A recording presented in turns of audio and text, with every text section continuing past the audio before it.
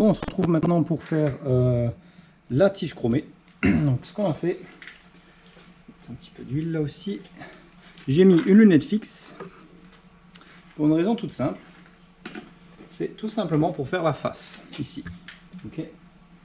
Donc pour faire cette face, on a besoin donc d'utiliser une lunette fixe puisque la longueur, la barre est beaucoup trop longue. Hein, pour faire la face et le trou de centrage pour la contrepointe. Okay.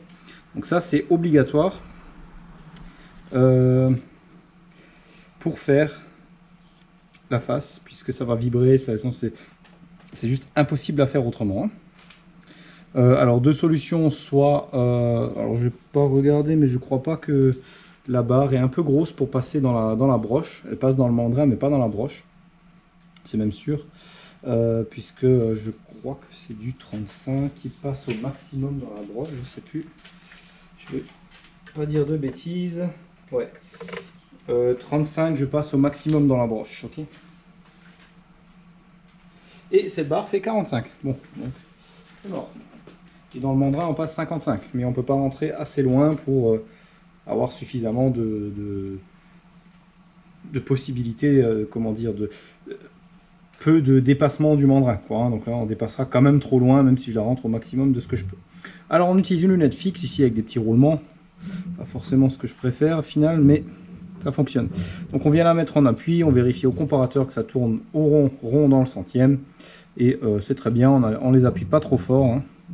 Et on fait des passes légères, parce que ça vibre quand même avec ça, hein. Donc pour ça je dis les roulements c'est pas génial, je vais me refaire des touches en bronze qui seront plus pratiques. Donc là qu'est-ce qu'on a à faire? On va faire un surfaçage, mais aussi en plus du surfaçage je dois faire un enlèvement de matière de 5 mm, okay, puisque les 5 mm sont en trop sur la longueur totale. J'ai eu de la chance, ma barre est tout pile à la bonne taille, à 5 mm près.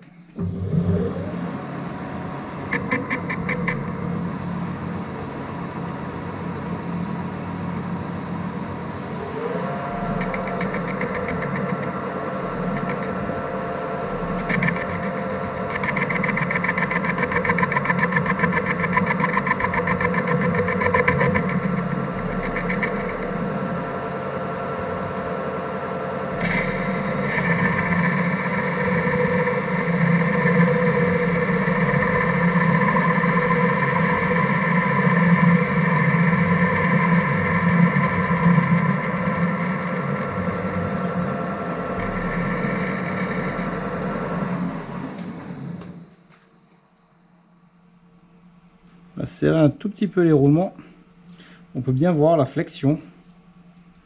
Celui-ci ne touche plus quand je suis en train de faire une passe en poussant, hein.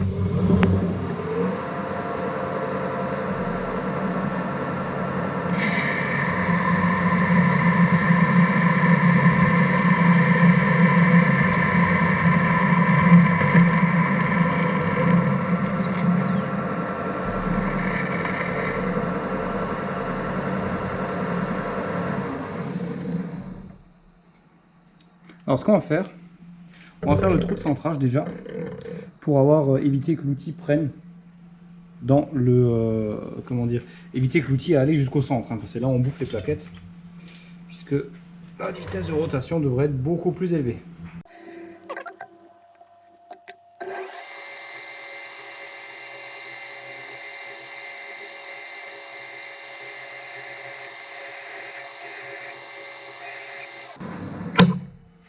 Voilà.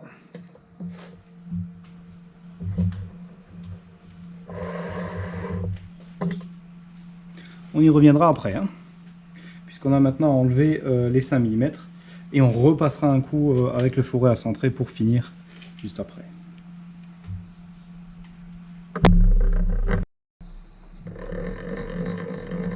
Parfait. Donc on peut voir, ça vibre rapidement, hein, si vraiment c'est pas bon. Super, on va tout petit peu faire un petit chanfrein.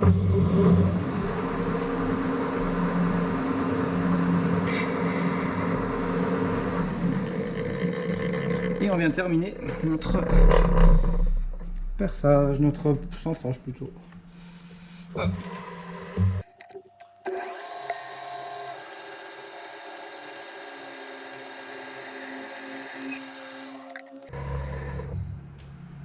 Et voilà le travail. Bon, bah, du coup on a un centrage et une pièce qui est terminée. Alors, qu'est-ce qu'on peut noter, qu'est-ce qu'on peut en retenir? Donc déjà je mets toujours un peu d'huile là-dessus. Alors c'est une tige chromée, donc ça s'use pas, ça va pas faire de marque, il n'y a pas de souci. C'est vraiment du chrome dur, c'est fait pour. Hein. Aussi on peut voir les traces du mandrin là un petit peu, ça s'enlève, ça tiendra, ça reste, ça fait pas de traces. Hein. C'est vraiment du chrome, là on peut voir aussi où j'avais pris avant. Voilà. Donc ce qu'on va faire maintenant, c'est qu'on va enlever ça. Alors j'ai déjà fait l'autre côté, de la même manière que celui-ci, hein, pour avoir 2 points de centre, puisqu'on va devoir tourner la pièce une fois d'un sens, une fois de l'autre sens pour faire les filetages. Alors ce qu'on va faire en premier, c'est qu'on va utiliser on va faire d'abord la partie filetage. Je vais faire d'abord le filet qui vient sur le bout, celui qu'on a enlevé juste avant. Hein. Donc si on doit maintenant tourner notre pièce, admettons que j'ai fait qu'un côté, pour faire le deuxième côté, j'ouvre juste la partie haute. Je laisse mes deux barres, mes deux roulements du bas, comme ils sont. J'ouvre la partie du haut, comme ça, et j'ouvre ma lunette, ok. Une fois qu'elle est ouverte, on ouvre le mandrin, on tourne la pièce, on la repose sur ses roulements, on ferme et on revient régler juste le haut, puisque le bas est déjà réglé, ok. C'est la même pièce. Voilà, donc là on peut voir l'importance d'une lunette fixe. Hein. C'est pas quelque chose qui va servir tout le temps, mais qui sera important à utiliser dans le cas ici d'une passe pour faire le surfaçage du bout et surtout le trou de centre, hein, puisque c'est vraiment pour ça, parce qu'on peut pas mettre une contrepointe s'il n'y a pas de trou de centrage, ok. Donc ça c'est vraiment l'intérêt d'une lunette fixe, surtout pour des pièces qui ne passent pas la broche. Alors ce qu'on peut faire aussi, je sais pas si je vais le faire, c'est laisser cette lunette un peu plus loin, d'accord, c'est-à-dire que la pièce est longue, ok. Donc quand on va travailler au bout ou au milieu, bon on n'a pas besoin de travailler au milieu, elle risque de vibrer dû à sa flexion. Bon elle est assez épaisse quand même, hein, c'est du 45, mais pour éviter tout problème de ce type là, on peut utiliser la lunette fixe et la mettre au milieu pour éviter toute vibration. Elle est déjà en place, elle est réglée, donc je pense que je vais la mettre. Enfin, je vais voir ça. En tout cas je vais déjà l'ouvrir, la déplacer et puis voir ce que ça donne. Hein. Bon ben, on se retrouve pour faire le bout. Donc qu'est-ce que j'ai fait? J'ai enlevé la lunette fixe que j'ai poussée un peu plus loin, juste ici, on la voit un peu sur la caméra. Je l'ai laissée en place sans qu'elle touche. J'ai pas mis les rouleaux en contact. Je la laisse au cas où. Ok, elle me gêne pas. S'il y a besoin, s'il y a de la vibration, je peux hop, mettre en contact mes rouleaux et ça évitera toute vibration. Ok. Bon. Bah, du coup, on va pouvoir enlever. Alors, j'ai mis la contrepointe, bien sûr. J'ai réglé le chariot porte-outils, le petit, à 26 degrés à peu près, puisque on fait un filetage. Alors attention, pour faire le filetage classique, c'est 30 degrés. Donc un filetage classique Euro, ISO est à 60 degrés. Donc on met le chariot à la moitié qui est 30 degrés. Mais on ne veut surtout pas dépasser la moitié. Donc on met légèrement moins. En général, on utilise toujours 29 degrés qui fonctionne super. Alors là, on fait un filetage anglais. Donc 55 degrés. Du coup, on utilise simplement la moitié hein, qui est 27,5. Donc j'ai mis à peu près 26, entre 26 et 27. Et puis ça sera impeccable. Hein. Alors, ce qu'on va faire, on va devoir enlever une petite partie sur le diamètre. Alors, toute légère, c'est juste une petite partie de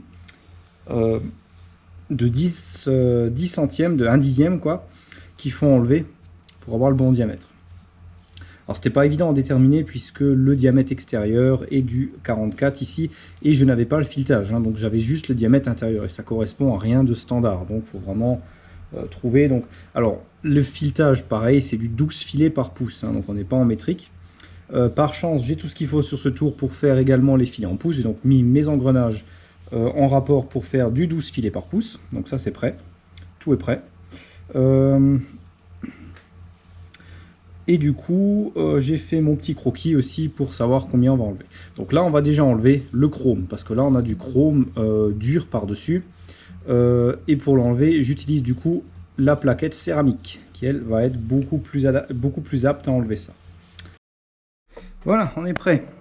Donc on va venir toucher ici. Encore une fois, c'est pas une dimension très précise. 0. On va enlever ça parce qu'on n'a pas encore besoin. Ok. Ok, là vous voyez la bêtise que je viens de faire.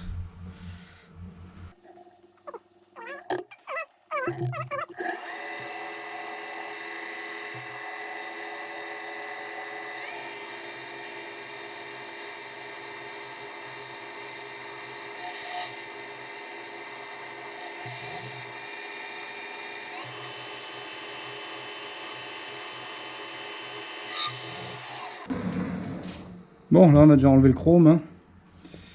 Je vais nettoyer un peu ce qui va sauter là-dessus parce que les particules de chrome sont toujours un peu pas top hein, parce qu'elles sont un peu dures.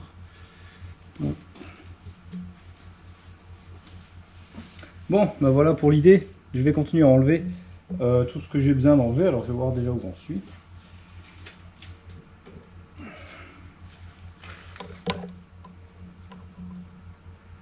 « 44,65 », parfait. Donc on doit aller à 43,8. Donc je vais faire ça. Bon bah ça y est, tout est prêt pour le filetage. J'ai donc fait mes petites gorges à l'avant, à l'arrière, comme ça c'était d'origine, j'en ai refait une. Hein. Un petit épaulement quoi. Chanfreiné les bords pour l'entrée de l'outil à fileter. Et on va pouvoir faire le filetage. Donc j'ai réglé tout ce qu'il faut. Tout en route. On va y aller tout doucement puisqu'on ne débraye pas. Hein. On fera avant-arrière puisque c'est du filetage en pouce, sinon c'est trop compliqué. On va faire une première passe pour vérifier si c'est bon. On se met à 0. Voilà, je vais mettre aussi le vernis à 0 en plus de la visu. Voilà, super. Et on fait une petite prise de passe. Donc pareil, je me mets à 0 avec le vernis du petit chariot. Voilà. Et on fait une petite passe. Ok ?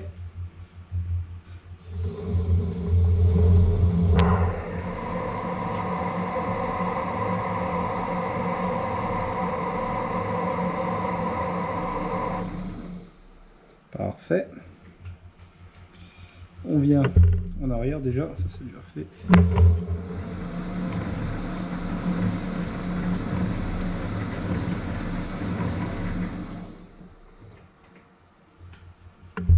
Et on se remet à 0. Bon, on va vérifier avec notre outil. Super, et on a bien les 12 filets au pouce. Voilà, donc on va faire différentes passes et on essaiera, on procédera par essai.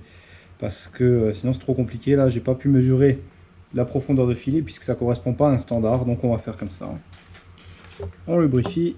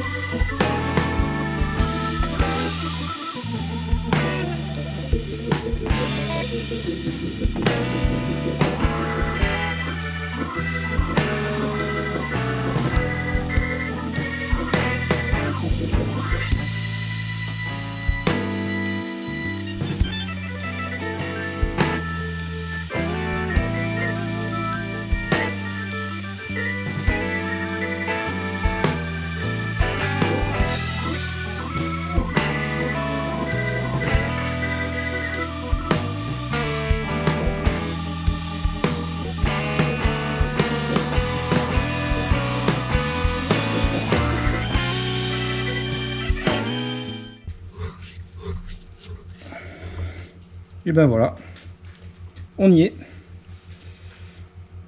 Bon bah finalement le feeling était bon, puisque j'étais déjà bon, hein, j'aurais peut-être encore pu faire une passe. Mais là c'est un peu dur, c'est très bien, puis c'est un truc qu'on démontera plus. Ok. Donc l'ajustement me plaît. Ok. Bon bah sur ça on peut dire que c'est bien. Donc la profondeur finalement que j'avais calculée était juste, puisque je m'étais arrêté à la profondeur là. C'est pas mal. Super. Il n'y a strictement aucun jeu. C'est un peu serré.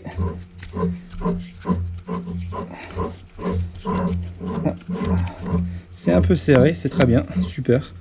C'est vraiment ce qu'il faut. Pour ce genre de filet, bah écoutez, voilà, un filetage terminé. Oups. Super.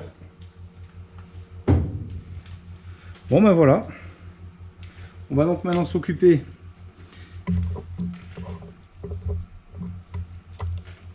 du deuxième côté. Celui-ci est vraiment tip top. Hein. Alors je vais encore passer un petit coup de lime et puis voilà, ce sera fini. Bon bah vous aurez remarqué que bon bah c'est pas si compliqué. Par contre vous remarquez que j'avais mal serré mon porte-outil au début sur les premières passes.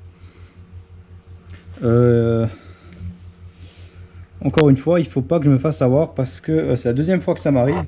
Parce que le levier, j'ai toujours l'habitude d'avoir une certaine position sur cette tourelle, ça fait pas si longtemps que je l'ai. Et quand je mets la caméra derrière, je le décale et il est en position habituellement serrée. Donc, du coup, ben, je crois qu'il est serré et puis en fait non. Bon, il y a 2 fois que ça m'arrive quand même. Hein. Rien de bien grave, mais ça aurait pu. Ça aurait pu foirer ma pièce. Ce qui aurait été un peu plus chiant quand même. Hein. Bon, bah sur ce, je vais donc tourner tout ça. On va prendre l'autre côté et on va faire la suite, ok. Alors la suite, ce sera pas bien compliqué, hein, donc faire le diamètre de finition pour passer les pistons et pareil, le filetage pour l'écrou. Bon, bah plutôt satisfait de celui-ci. Il se visse complètement sans toucher le fond, on arrive bien en butée là, donc exactement ce que j'avais prévu. Et j'en suis plutôt content, ok. Bon, bah c'est parti, je vais tourner ça et on va s'occuper de la suite.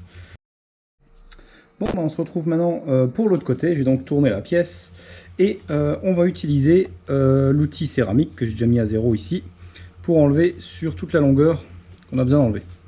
Donc, par contre, je vais protéger cette fois parce que les petits copeaux de chrome sont pas très sympathiques.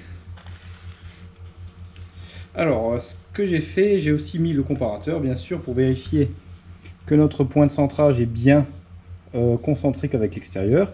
Il est dans le centième, hein, il y a une toute petite variation d'aiguille, je dirais de 1/2 centième, un tout petit peu plus, ce qui est largement bon. Voilà. Ok, on s'est mis à 0, on va prendre le 0 là et on va enlever 89 mm et on va devoir réduire de 45 à 35, ok, 34,97 exactement pour la partie emmanchement. Donc c'est parti. Bon, ma première passe, j'aime pas du tout ces copeaux, hein. Mais bon, pour enlever le chrome, c'est quand même ce qu'il y a de plus efficace. Voilà. Parce que le chrome, c'est dur. On peut voir, ça fait des petits copeaux pas très jolis, hein. Enfin, des petites paillettes là, de chrome qui sont vraiment très abrasifs. Bon, on va enlever ça. Et je n'ai même plein la caméra d'ailleurs.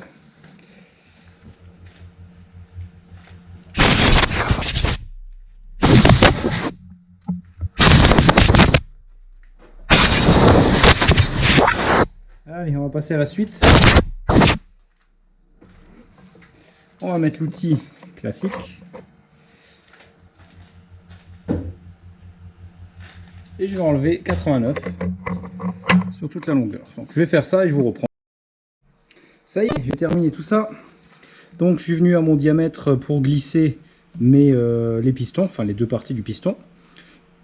J'ai fait la gorge pour l'arrêt du filetage, un beau chanfrein là pour le départ du filetage. Je me suis mis à 0.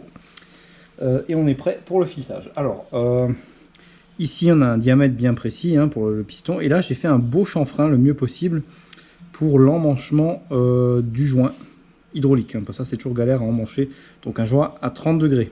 Un chanfrein à 30 degrés. Ok, qui va bien permettre l'emmanchement et faciliter l'installation de la sortie. Ok, là c'est pas mal. On va donc faire notre filetage. Alors c'est le même filet. Alors la même chose, comme vous vérifiez. Super. Donc un gros écrou qui va nous servir de tester. Pour tester. Donc c'est un écrou M. Bah, M c'est pas M puisque c'est pas du métrique. Mais c'est un diamètre de 35 en millimètres. Donc c'est assez bizarre, le millimètre avec des pas en pouces. Bon. En tout cas, c'est pas du standard. Mais peu importe. L'important, c'est qu'on puisse le faire. Et on peut le faire. Donc c'est parfait. On ne demandait pas plus. Bon, ben on va changer juste la vitesse ici. J'y arrive. Voilà.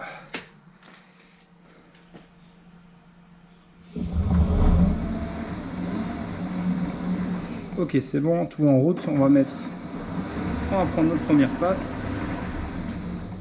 Super, ça fonctionne. Allez, on se met à 0. Et on prend la petite passe de départ de vérification.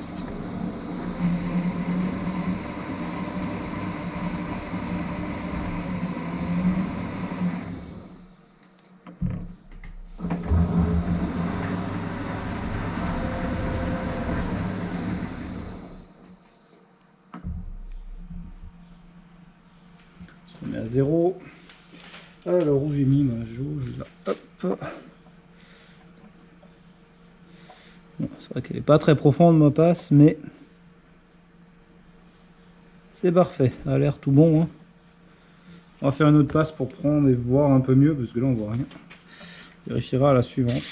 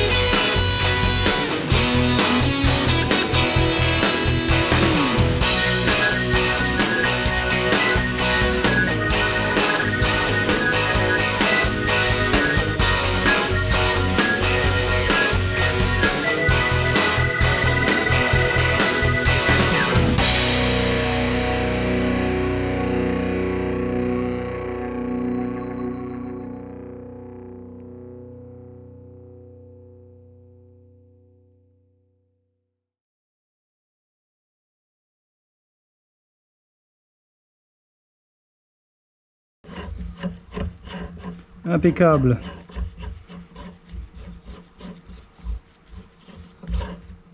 Pas trop de jeu, super, exactement ce qu'il faut. C'est parfait, et voilà, le filetage est terminé.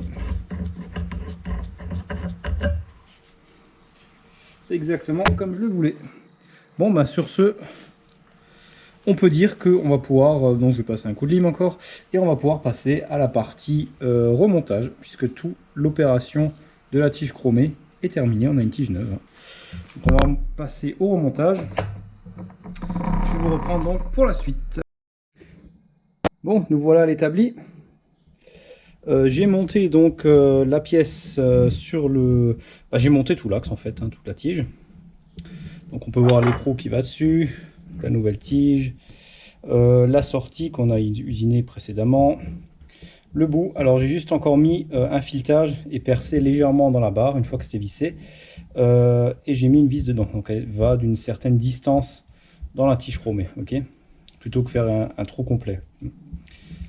Et bien sûr j'ai enlevé le filetage sur la partie qui va là-dedans. Donc c'est juste une sécurité de chaque côté. Et j'ai mis du Loctite 638 là, celui-là que j'avais, qui est très bien pour ça. Ensuite j'ai simplement glissé ça dedans, hein, j'ai bien lubrifié, on met bien de la graisse sur le joint pour l'emmancher, qui s'emmanche facilement. Pareil pour l'autre, j'ai fait la même chose, hein. Ok, voilà, donc c'est prêt pour le montage. Donc on va pouvoir mettre le piston. Alors je vais pas vous montrer tout ça en caméra parce que ça va être vachement haut dans l'étau.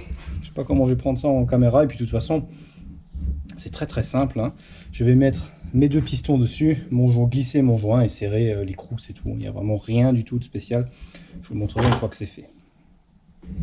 J'ai préparé mon tube, enfin mon cylindre, on peut voir là. Alors j'ai fait l'intérieur assez propre, hein, donc je dois encore terminer un peu le nettoyage. Ok. Donc on peut voir qu'à l'entrée il y avait un peu d'oxydation. Bon, ça touche pas à l'intérieur, hein. C'est la partie externe. J'ai donc bien nettoyé, il faut qu'il n'y ait aucune accroche, aucune marque, rien qui dépasse, qui pourrait endommager le joint. Et le plus compliqué, c'est de passer la gorge là. Alors non pas avec le joint hydraulique, mais avec le joint torique qui vient ici. Donc il y a surtout la pièce qui est derrière le joint, qui l'anti-extrusion, qui doit vraiment pas rester accroché là-dedans. C'est ce qui est arrivé quand j'ai démonté, c'est ce qui était arrivé à celui-ci. J'ai ouvert et effectivement le joint d'anti-extrusion était coincé là-dedans et déchiré. Donc ils n'ont pas fait attention au remontage. Bon, ça c'est des choses à faire gaffe. Donc je vais monter ça, il n'y a rien de très spécial. Je vais remplir d'huile, je vais badigeonner l'intérieur d'huile, ici aussi, mettre les joints, on met bien de l'huile partout. Alors le truc aussi à faire, c'est mettre de la graisse à cet endroit-là, l'endroit où il y aura le joint torique, tout ça, où c'est difficile à passer. Il faut bien graisser, mettre de la bonne graisse, ça facilitera le montage et ça ne gênera pas du tout pour l'huile hydraulique. Bon voilà, c'est en place pour vous montrer à quoi ressemble le nouveau piston. Donc la partie basse avec notre joint qui est légèrement plus petit, donc il y a un peu de jeu, hein, très important, puisqu'il va s'écraser et s'expanser quand il y aura la pression. Le guide qui est mis autour de façon à être encore juste dessus, mais qui peut tourner, qui peut bouger, hein. Le gros écrou vissé fortement dessus. Et voilà, notre piston est terminé et je sais qu'il sera parfaitement étanche. Ok. Enfin, en tout cas, à l'intérieur, entre les deux parties, je parle, hein. Voilà, c'est terminé. Donc, le guide, le joint. On arrive en bas. On a ici la sortie, les circlips et l'entretoise. On n'a plus qu'à mettre le joint torique avec l'anti-extrusion, le joint anti-extrusion. L'assise anti-extrusion, c'est comme on veut. Donc, on va la mettre et bien graisser l'intérieur du vérin, enfin l'entrée. L'intérieur est huilé jusqu'au fond, hein, et juste l'entrée sera graissée ainsi que le joint là. Voilà. Alors, je vais glisser ça dedans. Alors, il n'y a vraiment rien de spécial là aussi. J'ai juste emmanché dessus. J'ai posé dessus. J'ai mis le joint torique. J'ai mis le joint hydraulique, la deuxième partie. Là, le guide et j'ai vissé, hein, vraiment rien de spécial. J'ai mis un coup de Loctite aussi dessus parce que c'est des écrous freinés, mais bon, il y en avait sur l'autre aussi, il vaut mieux en mettre. Et ici, pareil, rien de spécial, je mets le joint torique et je glisse dedans. J'ai pas vraiment la place pour la caméra, comme il faudra que je le fasse au sol. Et ensuite, on le tape dedans, on va doucement et on le presse dedans, hein, tout simplement. Il n'y a rien d'exceptionnel, quoi. J'essaierai peut-être de montrer pour le deuxième, mais bon, c'est pas évident. Comme je l'ai dans l'étau ici, c'est vachement haut. Ok, donc je vais voir ce que je peux faire. Bon bah ça y est, le premier est monté. Celui avec la nouvelle tige. Donc là on voit bien, là il est complètement dedans, hein, donc c'est impeccable, on a juste ça qui sort. La nouvelle sortie, les circlips, hein, donc vraiment rien de spécial, il est rentré très facilement. Le piston était un peu dur sur la première partie, une fois arrivé dans la partie où il coulisse habituellement, c'est rentré très bien. Donc on a pu le pousser à la main sans aucun souci. Je l'ai rentré au maillet sans vraiment taper fort, hein, c'était des petits coups suffisaient. Puis la partie là est rentrée à la main, avec le joint torique, tout est très bien passé. Poussé un bon coup et c'est venu sans souci. Ok. Alors faites attention, le tout c'est pas de ne pas aller trop loin, parce qu'avec ça on a facilement allé trop loin. Si on va trop loin, on n'arrive plus à mettre le circlip du haut. Donc on le rend tout délicatement, j'ai pris le petit maillet, je l'ai tapoté juste pour arriver à ras avec la gorge, pour pouvoir mettre le circlip, le grand circlip en place. Ensuite, on met l'entretoise et ensuite on met le deuxième circlip qui vient autour. Ok. Et tout ça est parfaitement monté. Bon, ben ça y est. C'est pas mal, hein. On peut dire que c'est... Je suis très satisfait. Le piston coulisse vraiment bien dedans, c'est légèrement dur. Ça sera vraiment bien, je pense vraiment que ça sera bien étanche une fois sous pression. Il y a pas de... Je suis pas trop inquiet. La sortie, on verra bien, je pense qu'il n'y a pas de souci. Celui qui m'inquiète, c'est le suivant, parce qu'il y a des petites marques à l'entrée sur la partie où il y a le joint torique. Donc j'espère que ça va pas trop poser problème. Je pense pas, mais ne sait-on jamais. Mais je suis plutôt confiant quand même sur tout ça. En tout cas, celui-ci est impeccable. On pourrait l'essayer avec la pression d'air, mais j'aime pas trop utiliser la pression d'air parce que c'est relativement violent. Je l'ai fait pour le rentrer jusqu'au bout et ça rentre violemment quand même, hein. C'est pas trop cool. Donc je m'amuse pas avec ça pour l'instant, même s'il peut pas sortir bien sûr, mais il suffit qu'il tombe ou qu'il se passe quelque chose et ça abîme notre tige chromée par exemple, et on a tout gagné. Donc je sais qu'il est bon, il n'y a pas de souci, il est rentré sur toute la longueur sans accroc, ça coulisse librement. Mais en ayant un ajustement serré, alors c'est surtout par rapport à ce piston, donc au guide.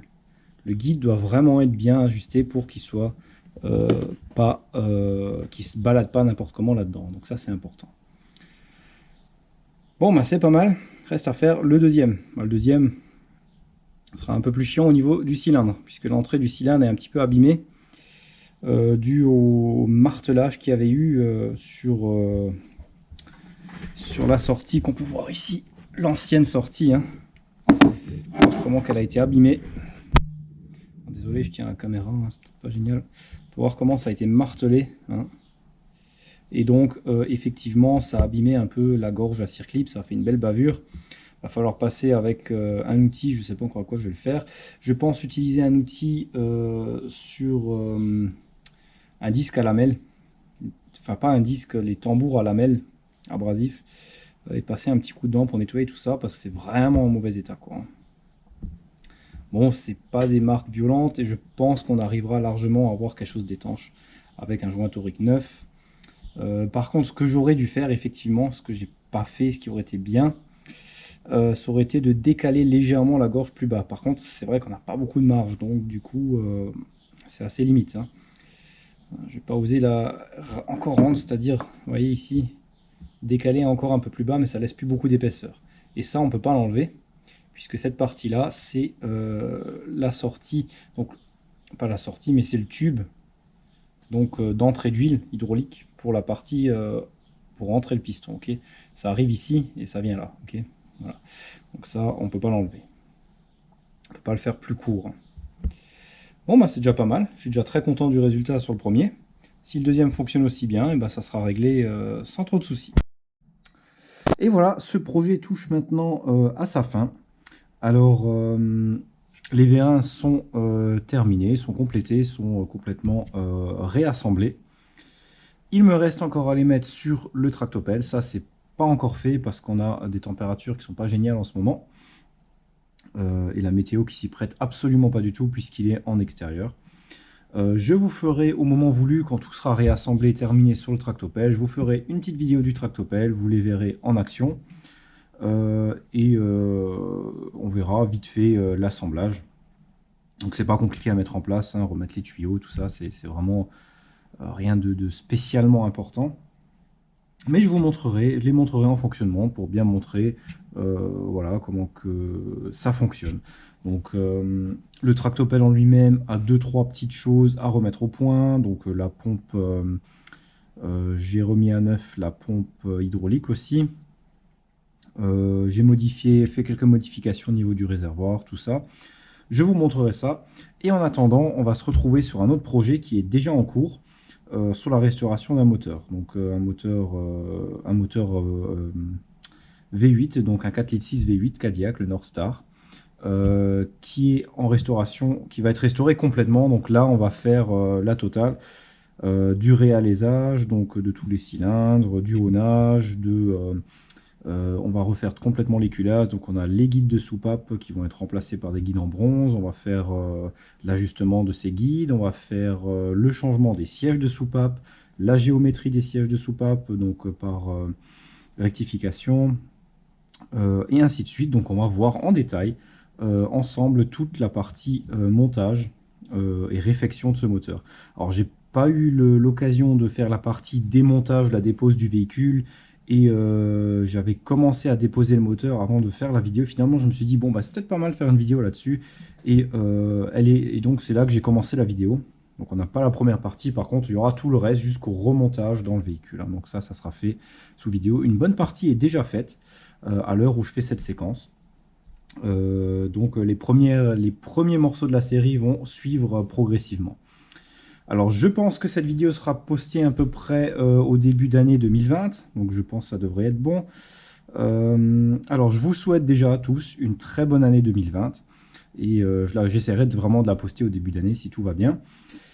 Et donc, merci à tous les abonnés parce qu'il y a vraiment un paquet d'abonnés. Et on est bientôt à 6000 abonnés actuellement. Donc, ça commence vraiment à grimper vite. C'est vrai que j'ai pas eu beaucoup de temps pour faire beaucoup de vidéos ces derniers mois. Mais ça commence vraiment, j'arrive à en refaire un peu là, ça me fait plaisir et j'espère que ça vous fait également plaisir. Je vois qu'il y a pas mal de vues, c'est super cool. Donc merci à tous et très bonne année 2020.